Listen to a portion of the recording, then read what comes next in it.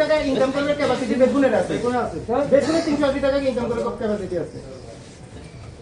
আমাদের দাবি না মানলে আন্দোলন চলছে চলবে।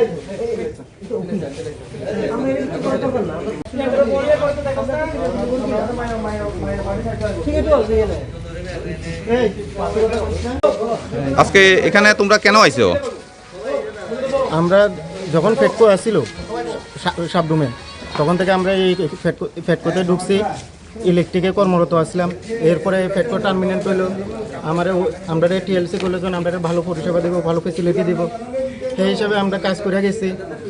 তো এখনও পর্যন্ত আমরা বেতনে কোনো পরিবর্তন হয়েছে না, আমাদের কোনো অফিসিয়াল কোনো কাগজ নাই। আমরা যেন কাজ করি, অ্যাক্সিডেন্টলি কোনো বেনিফিট নাই।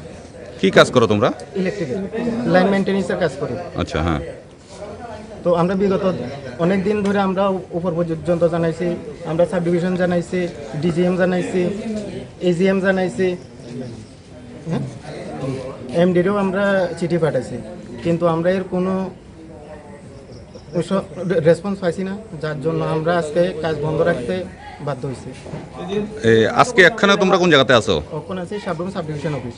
তো এখানে আসার পর ঊর্ধ্বতন কর্তৃপক্ষ বা সিনিয়র ম্যানেজারের সাথে কথা হয়েছে? হ্যাঁ, কথা হয়েছে। আমাদের স্যার কোনো আশ্বাস দিতে পারছে না, কারণ স্যারও উপর থেকে কোনো জবাব পাইছে না। তো এখন তোমরা কি করবা? আমরা এখন কর্মবিরত থাকতে বাধ্য হচ্ছি। আমরা এখন আর কাজ করতাম না। আমরা কোনো ভালো সুফল না পেলে আমরা এখন কাজ বন্ধ রাখতে বাধ্য থাকবো। সাবরুমে তোমরা এরকম কতজন আছো? আমরা সাবরুমে 33 জন স্টাফ আছি। তো প্রত্যেকে কি এখন কর্মবিরতিতে গেছে? প্রত্যেকে কর্মবিরতিতে গেছে। তো এই মুহূর্তে যদি কোনো রকম কোনো সমস্যা হয় লাইনের, তাহলে আমরা সমস্যা হলে আমাদের কাছে যদি কোনো ইনফরমেশন আসে, যাতে কোনো অ্যাক্সিডেন্টলি কোনো কিছু না হয়, তার জন্য আমরা লাইনটা ট্রিপ করে অফিসে জানিয়ে দেবো। তো এভাবে কি কর্মবিরতি চলবে? হ্যাঁ, আমাদের কর্মবিরতি চলবে। তো মূল দাবি কি থাকছে? মূল আমাদের অ্যাক্সিডেন্ট বেনিফিট, আমাদের বেতন বৃদ্ধি, এবং অফিসিয়ালি যে আমরা কাজ করছি আমাদের কোনো ডকুমেন্ট নেই, আমাদের অফিসিয়ালি ডকুমেন্ট থাকতে হবে।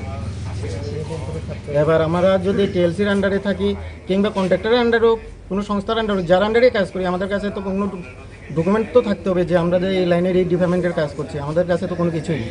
কিছুদিন পরপরই তো বিভিন্ন সময় দেখা যাচ্ছে যে বিদ্যুতের লাইনে কাজ করতে গিয়ে দুর্ঘটনা ঘটছে। হ্যাঁ, হচ্ছেই, কিন্তু আমাদের অ্যাক্সিডেন্টলি বেনিফিটও কোনো কিছু পাচ্ছি না।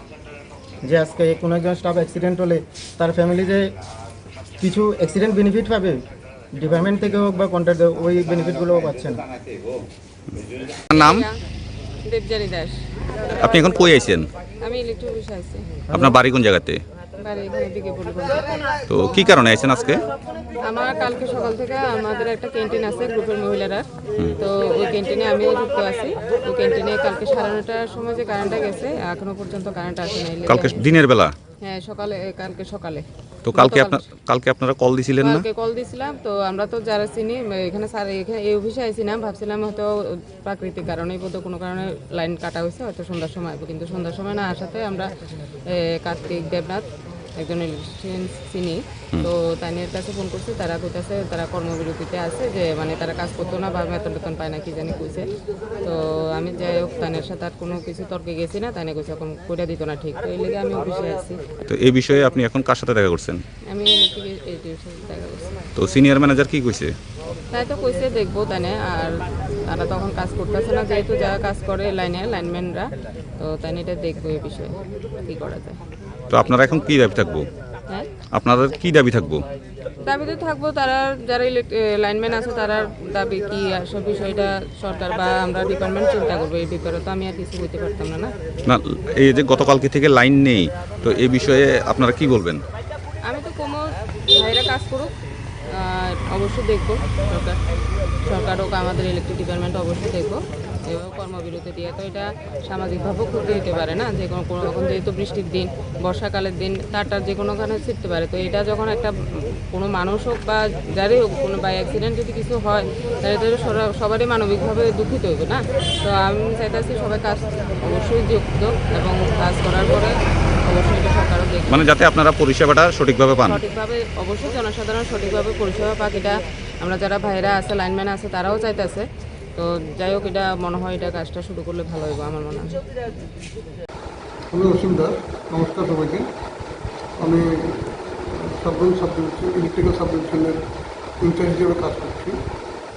তো আজকে সকালবেলা 11টা নাগাদ আমার এজেন্সি দ্বারা নিয়োগকৃত যে ক্যাজুয়াল ওয়ার্কাররা আছে, যারা আমার লাইন সাবডিভিশনাল যে ডিস্ট্রিবিউশন লাইনগুলি মেনটেন্যান্সের দায়িত্বে আছে, এনগেজ করা হয়েছে। ওরা এসে বলছিল তারা আজকে থেকে এখন কাজ করবে না, কারণ একটাই, ওদের স্যালারি নাকি কম হচ্ছে বা এই মাসের স্যালারি এখন পর্যন্ত হয়নি। তাদের স্যালারি কম হচ্ছে, মানে অন্য অন্য সাব ডিভিশনের যে নতুন টেকনিক্যাল অ্যাসিস্ট্যান্ট নিয়োগ করা হয়েছে তাদের স্যালারি সাবরুম সাব ডিভিশনে যারা আছে তাদের থেকে বেশি। এবং নতুন স্যালারি হিসেবে যদি তাদেরকে টাকা স্যালারি না দেওয়া হয়, নতুন কাঠামোতে যদি স্যালারি না দেওয়া হয়, তাহলে ওরা আজকে থেকে কাজ করবে। তো ওনারা তো বলছেন যে ওনাদের যে ইন্স্যুরেন্স করার কথা ছিল, বিভিন্ন সময় দেখা যাচ্ছে যে লাইনে কাজ করতে গিয়ে দুর্ঘটনার শিকার হচ্ছেন তারা, তো তাদের ইন্স্যুরেন্স বা তাদের এরকম কোনো কিছুই নেই। তো সেটাও তো একটা দাবি ছিল তাদের। আসলে এগুলি তো হচ্ছে এজেন্সির দ্বারা নিয়োগকৃত। এখন আমার কাছে ওদের নিয়োগ প্রক্রিয়াটাও আমার কাছে পরিষ্কার না। এখন এটা এজেন্সি নিয়োগ করলে আমি যতটা জানি অফিসিয়ালি বা নন অফিসিয়ালি, আমি যেটা জানি যেটা হচ্ছে এটা দায়িত্বটা হচ্ছে, ইন্স্যুরেন্স করার দায়িত্বটা হচ্ছে যে এজেন্সি নিয়োগ করবে ওই এজেন্সি। এখন আমাদের ডিপার্টমেন্ট এটার সঙ্গে কতটা জড়িত আছে এটা আমি পরিষ্কার না। এটা যে এজেন্সি, এটা নিয়মটা এরকম, এজেন্সি টেন্ডার করা হয়, টেন্ডারের মাধ্যমে যে টেন্ডারটা পাবে, যেই এজেন্সি পাবে, ওই এজেন্সি কিছু নির্ধারিত নিয়মকানুন মেনে আমাদেরকে কিছু ওয়ার্কার আমাদেরকে দেবে, ওদেরকে দিয়ে আমরা মেনটেন্যান্সের কাজ করাবো। এটি হচ্ছে নিয়ম। সাবরুমে এরকম কতজন স্টাফ রয়েছে? 37। তো আজকে থেকে যে তারা কর্মবিরতিতে যাচ্ছে, তো এর ফলে লাইনের বিভিন্ন যে সমস্যা, এমনিতে বর্ষাকাল চলছে, তো এই বিষয়টাকে কিভাবে আপনারা মেনটেন করবেন? না, এটা আমাদের কাছে একটা খুবই বড় সমস্যার সম্মুখীন হচ্ছি আমরা। কারণ হচ্ছে এই মুহূর্তে লাইন ব্যারিজটা খুবই গুরুত্বপূর্ণ, কারণ একটা যে কোনো সময় একটা অ্যাক্সিডেন্ট হতে পারে, যে কোনো সময় তার ছিঁড়ে পড়ে থাকতে পারে। এখন আমাদের লাইন স্টাফের সঙ্গে আমাদের কনজিউমারদের নিয়মিত যোগাযোগ হয়, আমাদের থেকেও বেশি হয় ওদের সঙ্গে। এখন ওরা যদি লাইন স্টাফদেরকে খবরটা জানায়, লাইন স্টাফটা রেসপন্সিবিলিটি যদি না নেয়, আমাদের কাছে যদি কোনো কারণে খবরটা না আসে, তাহলে এখানে এটা অ্যাক্সিডেন্ট হওয়ারও সম্ভাবনা আছে। তো এই ক্ষেত্রে আমরা এখনও চিন্তায় আছি। আমি ডিভিও সাহেবের সঙ্গে কন্টিনিউ আমরা যোগাযোগ করছি ব্যাপারটা নিয়ে কী করা যায়। ওদেরকে আমরা যদি বলছি যে এক সপ্তাহ টাইম দিয়ে অন্তত কাজটা কন্টিনিউ করো, এর মধ্যে একটা শুরু হয়ে যাবে। হঠাৎ করে তার বিদ্যুৎ দপ্তরের মতো একটা সেন্সিটিভ দপ্তরে হঠাৎ করে তো এরকম কিছু বলা যায় না যে আমরা কাজ বন্ধ করে দেবো, এটা বন্ধ করে দেবো। আমরা এখন খুব সমস্যার মধ্যে আছি। সাব ডিভিশন কী করে চালাবো আমি ভীষণ চিন্তিত এটা নিয়ে। যদি ওরা কাজ না করে তো, আর আমাদের এখানে রেগুলার স্টাফ তো মাত্র 2 জন স্টাফ আছে রেগুলার, মানে আমাদের ডিপার্টমেন্টের স্টাফ, বাকি সবই চলছে এজেন্সি স্টাফ দিয়ে। তো এখানে আমাদের অসুবিধা হবেই, এবং শুধু অসুবিধা না, সবচেয়ে বড় সমস্যা হবে আমাদের কনজিউমাররা সাফার করবে। আমাদের কনজিউমাররা এটা নিয়ে সাফার করবে। আমরা ইঞ্জিনিয়াররা তো আর পুরো লাইনটা আমরা মেনটেন্স করে রাখতে পারবো না। আমরা তো বুঝি ইঞ্জিনিয়ার, আমরা যারা ইঞ্জিনিয়ার আছি বা আমরা মেনটেন্স করা তো আমাদের পক্ষে সম্ভব না, কারণ আমরা কী করবো এখন তো ঠিক বুঝিয়ে উঠতে পারছি না ব্যাপারটা। তো এই বিষয়ে ঊর্ধ্বতন কর্তৃপক্ষের কাছে আপনারা জানিয়েছেন? হ্যাঁ, আমরা একটু আগেই আমি আবার ফোনে কথা বলেছি, কিন্তু তো আমার ঊর্ধ্বতন কর্তৃপক্ষ ইমিডিয়েট ডিজিএম সাহেবের সঙ্গে কথা বলছি। ডিজিএম সাহেব এটা নিয়ে ভাবছেন এবং কথা বলছেন করে। এই বিষয়ে কি বলেছেন? ডিজিএম সাহেব বলছেন আমি কথা বলছি, দেখছি আমি। তোমরা এখানে কেন আইছো? আমরা আমাদের বিগত দিনের যে দাবিগুলা, ওইটা আমরা অনেকবার আমাদের সিনিয়র স্যার বা আমাদের ডিপার্টমেন্টের কাছে উত্থাপন করেছিলাম, এবং আমরা তারা আশ্বাস দিছিল আমরা যে দাবিগুলো করছিলাম পূর্বে, ওই দাবি মোতাবেক আমরা যে দাবিগুলো এটা পূরণ হচ্ছে না। পাশাপাশি ইদানিংয়ে যে আমাদের মাসিক বেতন, ওই মাসিক বেতনটা এবং দেরি হচ্ছে। এবং আমরা কইছি যে আমরা যে এজেন্সি, ওই এজেন্সি আমরা যে টাকা দেবো উনি এখন দিতেছে না, কারণ উনি কইতেছে যে আমাদের অফিস থেকে কোনো বা ডিএসএস কর্পোরেটের কোনো অ্যাপ্রুভেল তার কাছে নাই, এর লাগে দিতে পারতেছে না। কিসের কাজ করো তোমরা? আমরা ইলেকট্রিকের কাজ করি, ইলেকট্রিকের লাইন ডিপার্টমেন্ট। তো কতদিন ধরে চলছে এই সমস্যাটা? এই সমস্যা তো আমরা তো যদিও ফিটকোর আন্ডারে আসছিলাম, তো ফিটকোর থাকতেও এরকম সমস্যা হয়েছিল। এরপর ফিটকোর যাওয়ার আগে আমাদের কাছে টিএসএসএলের এমডি হতে অনেকজন আইছিল আমার কাছে। তারা কইছে আমরা লগে কাজ করবা কিনা, বা তাহলে আমরা একটা ভালো ফেসিলিটি দেওয়া হইব। কিন্তু সেই সোর্সে তো আমরা সবাই রাজি হয়েছি, যেহেতু একটা কর্পোরেট ভালো একটা সোর্স হইতে পারে, তো এই উদ্দেশ্যে আমরা সবাই একসাথে জোট হইয়া কাজ করছি। কিন্তু দেখা গেল সে একই পরিস্থিতি চলতেছে। তো এখন তোমাদের মূল দাবি কি? আমাদের মূল দাবি হচ্ছে আমরা লাইফের একটা সিকিউর দরকার, লাইফের একটা সেফটি দরকার।